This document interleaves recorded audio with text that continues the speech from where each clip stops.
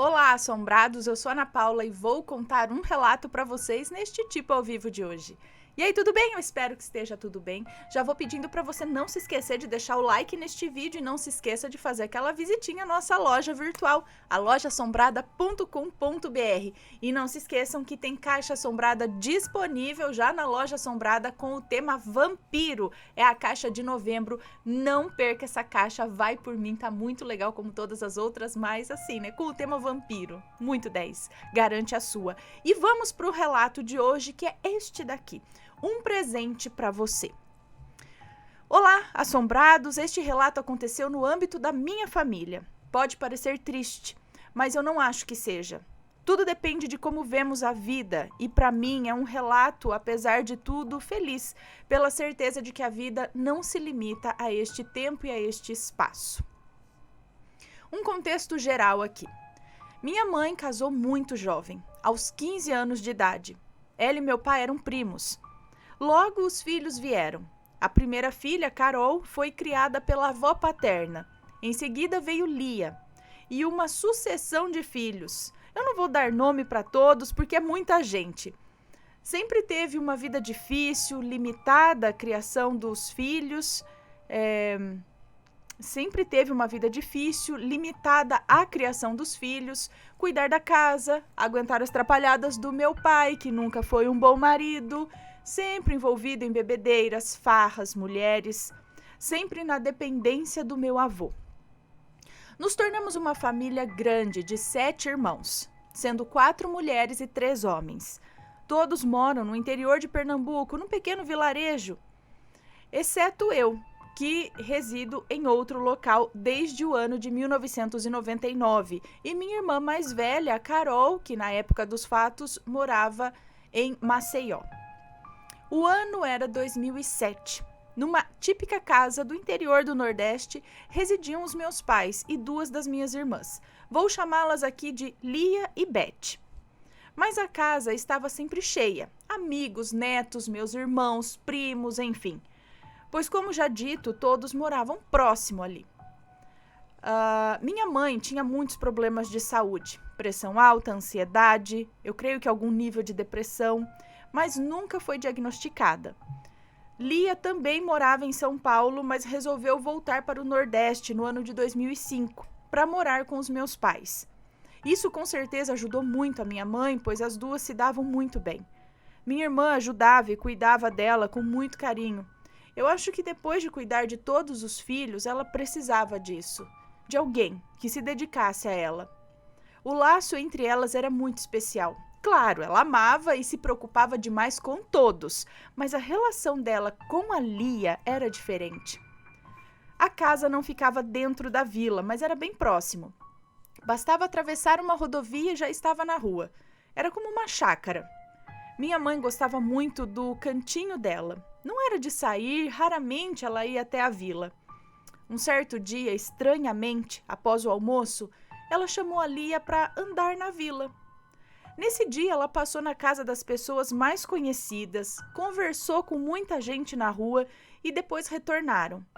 Minha irmã ficou em casa e ela quis ir na casa dos meus tios, que ficavam um pouco mais adiante, cerca de uns 5 minutos andando por uma estrada de terra que tinha uma vista fabulosa, pois a vila fica em cima de uma serra e quando olhamos para o horizonte é uma vista belíssima de um pôr do sol magnífico.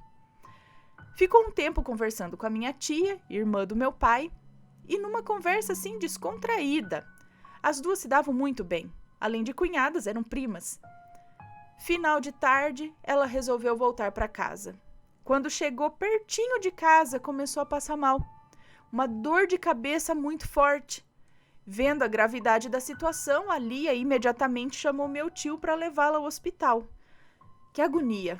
O hospital mais próximo, com condições melhores de atendimento, ficava a cerca de 40 minutos. Esses 40 minutos pareciam uma eternidade. A minha irmã Lia relatou esses fatos. Dentro do carro, ela já perdeu a consciência. Depois foram momentos de muita angústia. Conseguiram chegar ao hospital, ela foi imediatamente levada para a sala de emergência. Seguiram-se horas de aflição da minha irmã Lia e do meu tio, que estavam na espera, e dos demais que aguardavam notícias em casa. O hospital em questão fica no interior de Alagoas. O tempo passou e as notícias que vieram pela equipe médica não eram boas. Eles fizeram tudo o possível diante do quadro dela e dos recursos que tinham disponíveis, mas ela necessitaria ser transferida para a capital. E assim foi feito. Foi transferida para Maceió. Minha irmã seguiu a ambulância juntamente com meu tio. Chegando em Maceió, minha irmã mais velha, Carol, já estava esperando, pois morava na cidade. Deu entrada no hospital da capital, onde entrou em cirurgia. O quadro era muito grave. Ela teve rompimento de um aneurisma cerebral, causado pela pressão alta. Ana, minha mãe, tinha apenas 54 anos. Ela entrou em coma após o procedimento cirúrgico. Restava a família esperar. Uma espera angustiante. Uma espera angustiante dia após dia, acredito. Eu, contudo, diante de todos esses acontecimentos, estava aqui em São Paulo. Eu tinha uma filhinha de 1 ano e 11 meses e acabara de descobrir que estava grávida novamente. Eu estava alheia a tudo que estava acontecendo na casa dos meus pais. Pois é, resolveram não me falar nada para não me preocupar. Isso porque nem sabiam que eu estava grávida. Eu acredito que na cabeça deles ela voltaria e aí me falariam quando tudo estivesse melhor. Todo mundo sabia, inclusive as minhas tias, irmãs da minha mãe que moravam aqui em São Paulo também. E foi assim que eu fiquei sabendo da condição da minha mãe. A minha tia me ligou no trabalho, coisa que ela não fazia. Eu atendi achando meio estranha a ligação e quando veio a pergunta se eu tinha tido notícias da minha mãe, pois ela tentou falar com as minhas irmãs e não tinha conseguido, obviamente entendi que algo estava acontecendo. Ela não sabia que eu não estava ciente dos acontecimentos. Quando percebeu, já era tarde demais. Aí ela teve que me contar. E eu perdi o chão, pois já havia quase 15 dias do ocorrido. Nervosa, desandei a chorar. Meus colegas de trabalho vieram em meu auxílio, me acalmei e liguei para minha irmã Carol. Indignada por terem me escondido a situação. Mas logo passou porque havia algo mais importante acontecendo, né? Encerrei a ligação, fui até a minha chefe, ela já tinha presenciado tudo, precisava ir ver a minha mãe. Imediatamente ela ligou para a diretoria e as minhas férias foram liberadas. Fui até uma agência de viagens próxima do meu trabalho e comprei a passagem para o dia seguinte. Cheguei em casa, avisei meu esposo que eu viajaria pela manhã, falei do que estava ocorrendo, embarquei cedinho e às 9 da manhã desembarquei em Maceió com a minha pequena. A Carol estava me esperando no aeroporto, nos abraçamos e foi um misto de sentimentos. De lá fomos direto para o hospital para a visita das 10 da manhã. No caminho, ela foi me atualizando da situação e aí eu tive real noção do quanto a minha família estava destroçada. Meus irmãos, meu pai, todos ainda perdidos e afogados em tristeza. Alguns minutos depois, chegamos ao hospital. Lá encontramos alguns parentes que estavam ali para ter notícias e dar apoio. Chegou a hora da visita, entrei junto com uma tia e mais alguém que eu não lembro quem era. Que chocante ver alguém que amamos naquela situação. Eu segurei sua mão, fiz um carinho, chorei, mas meu coração não se abria para me despedir. Eu sabia que eu precisava fazer isso para que ela fosse. Eu estava impactada por vê-la daquela forma. E aí encerrou o horário da visita. Fomos para a casa da minha irmã, coloquei as malas no quarto, tomei um banho, arrumei minha bebê, almoçamos e ficamos à tarde ali esperando o horário da próxima visita, que seria às 5 da tarde. Por volta das 4:30 da tarde, nos dirigimos novamente ao hospital. Eu entrei, dessa vez já mais consciente do que encontraria, né? Em meio a lágrimas, eu rezei por ela, conversei, me despedi. Eu pedi para que ela fosse, que seguisse, pois a missão dela aqui já havia se cumprido. Eu pedi a Nossa Senhora que a recebesse como mãe e a acolhesse, que lhe desse paz. Saí daquela UTI triste demais, mas havia uma paz no meu coração. Voltamos para casa, já era noite, jantamos, conversamos e nos recolhemos. Estava no quarto, minha filha já dormia e ouvi o telefone tocar. Poucos minutos depois, a minha irmã entrou no quarto com os olhos cheios de lágrimas. Não precisava de palavras, já sabia. Ela havia partido. Minha irmã ligou para a casa do meu pai e avisou. Imaginem, a tristeza que já estava presente naquela casa se tornou imensurável. Minha irmã e meu cunhado trataram de todo o processo junto ao hospital e funerária que faria o traslado do corpo até a vila, pois lá já estavam aguardando para o velório e funeral. Um pequeno comboio seguindo o carro da funerária. Fizemos o trajeto de 3 horas até a vila. Quando chegamos, o salão onde seria o velório estava muito cheio. Todos se conheciam, então havia de fato muita gente aguardando. Eu ainda não havia estado com os meus outros irmãos nem com o meu pai. Encontrei parte deles ali diante do caixão de mamãe. Gente, que dor imensa. Eu olhava o meu pai tão frágil, meus irmãos inconsoláveis, e eu, apesar de toda a tristeza e choro, estava bem. Ou pelo menos acredito que eu estava melhor emocionalmente que eles. Eu vi que a Lia e a Beth não estavam lá. Elas não tinham coragem de ver a mamãe, de se despedir. Saí do velório, fui até elas. Eu nem sei explicar em que estado estavam. Eu acho que era de negação. Enfim, não conseguimos que fossem até lá. Voltei para o velório, todo aquele movimento de pessoas entrando e saindo até que chegou a hora do sepultamento. Esse momento foi duro demais. O fechamento do caixão é mais um choque de realidade. Seguimos até o cemitério, andando pela principal rua da vila, cerca de uns 30 minutos. O sepultamento ocorreu em meio a muitos lamentos e choro. Meus irmãos, homens feitos, daqueles que pegam touro na unha, pareciam crianças de tanto desalento. O cemitério aos poucos foi se esvaziando, ficaram ali apenas os familiares até que tudo se encerrasse.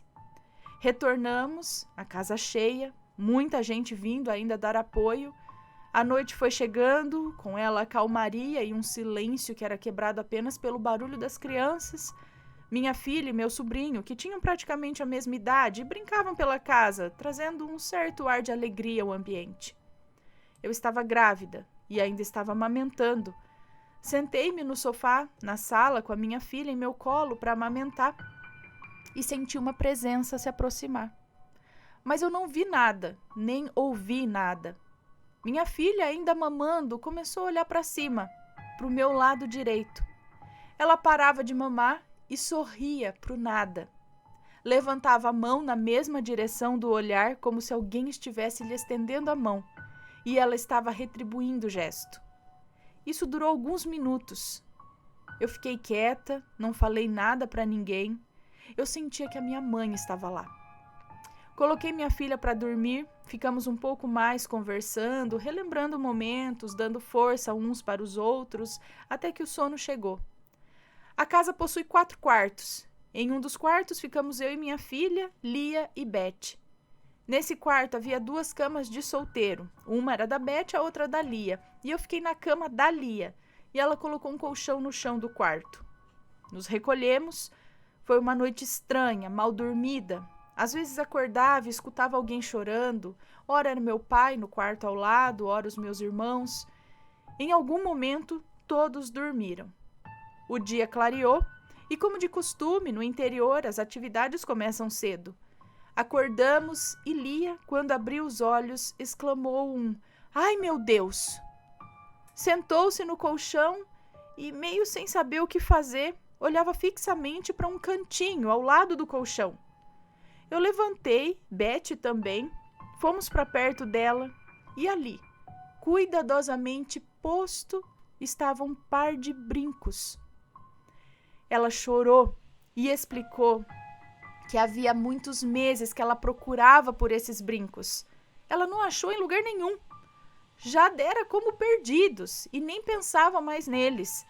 Apenas ela e mamãe tinham conhecimento de que ela havia perdido esses brincos que tanto gostava. Ela sabia que mamãe havia deixado os brincos para ela, como uma prova concreta de que a vida permanece além do corpo. A morte física não é o fim. Todos ficamos muito emocionados e cientes de que ela está bem. Fiquei com a minha família durante 30 dias. Depois, retornei para minha vida. Meus irmãos seguiram também suas vidas. Meu pai, anos depois, casou-se novamente com uma mulher que tem o mesmo nome da minha mãe. Beth veio morar em São Paulo, Lia também se casou, mas nunca se recuperou totalmente da perda, digamos assim. A ligação delas era forte demais. Ainda recebe visitas de mamãe, em sonhos principalmente. Ainda recebe visitas de mamãe em sonhos, principalmente quando está passando por alguma tribulação. Sempre que isso acontece, ela me liga, se emociona, chora. A relação entre as duas permanece. Sempre que eu penso na minha mãe, eu sinto muita paz e muita gratidão. De alguma forma, eu sinto que ela está muito bem. E nós temos que seguir as nossas vidas. E quem sabe teremos o nosso reencontro em algum momento. Acreditem, queridos assombrados, a vida é maior e vai além daquilo que vemos aqui. Então, valorizemos o que de fato importa. Abraços. Disse tudo. Gente do céu. Então ela deixou os brincos ali como um sinal de que ela estava ali, está bem e, né, a vida continua, não terminou com isso. Muito legal, muito emocionante, interessante, né? Triste, mas bonito, aquela coisa, né? Aquela mistura de sentimentos. Já aconteceu algo parecido com vocês? Conta pra gente. Se for comentar, que seja com respeito. Pessoal, um beijo para vocês e a gente se vê no próximo relato. Fui!